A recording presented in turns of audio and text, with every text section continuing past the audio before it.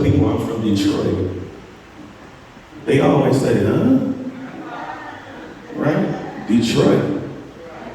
And it's amazing that there's a preconceived notion, because Detroit was once called the murder capital of the world, for those who didn't know.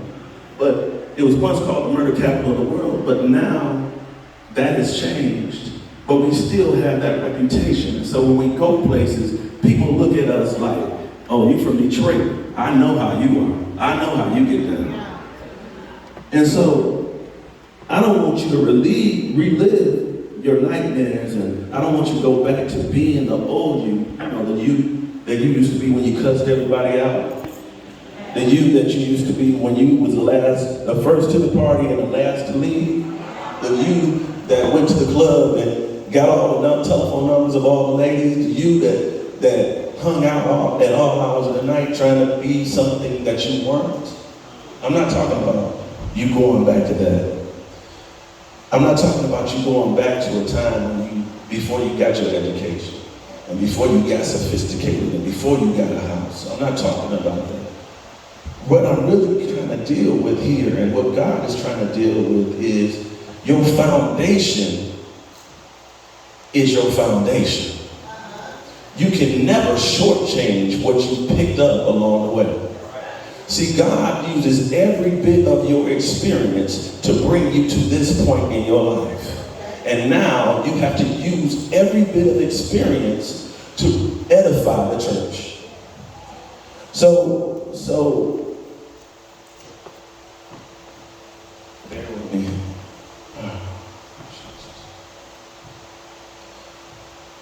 So, in the first chapter, the writer describes what the beginning was like, and it says that Jesus was there at the beginning. The Word was God, and the Word was with God, right? And then it goes on to explain how John the Baptizer was sent to prepare the place for Jesus to come.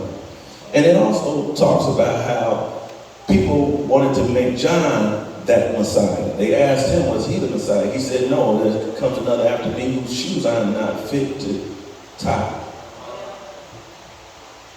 And then it talks about how excited the disciples got when they were out with the people of God, and they wanted to share the message about the good news that Jesus was bringing.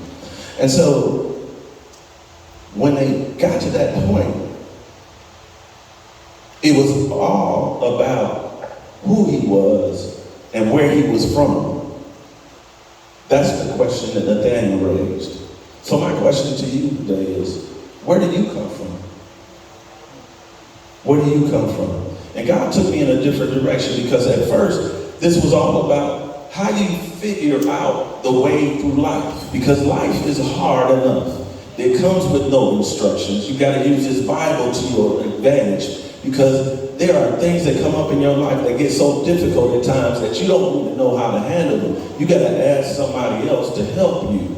And along the way, we find out that, you know, whether you grew up in Big Mama's house, whether you grew up with both your parents, whether you grew up in foster care, you had somebody that supported you on your way up.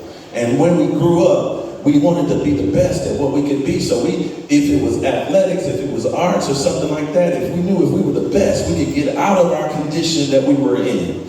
And so many of us chose to hone our craft. We chose to go to school and learn something that we loved, and we took that advantage of that, and we became greater at that. And we got a reputation that preceded us. And so now people know who you are because you got titles behind your name.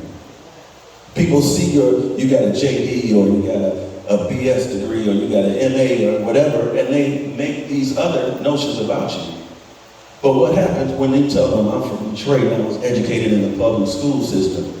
Then they look at you like, oh, I know where you're coming from. So I say all of this to say this.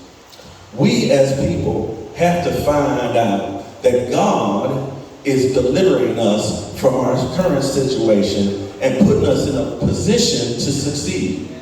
He wants the best for his children. There is nothing that he will withhold from you. But you got to believe that he has your best intentions in mind. So when you see a situation where there is a person who came from the east side of Detroit like me, and had a household that I came from, a loving household, and I went to high school at Finney High School, and I went to college at Eastern Michigan University, and then at the University of Toledo, and got these degrees. I'm still Kurmmell from the east side.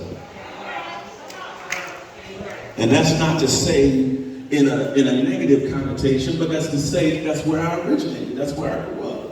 But God took me in a different direction, because we're talking about a scenario where nothing good is suspected of being able to come from the place you come from.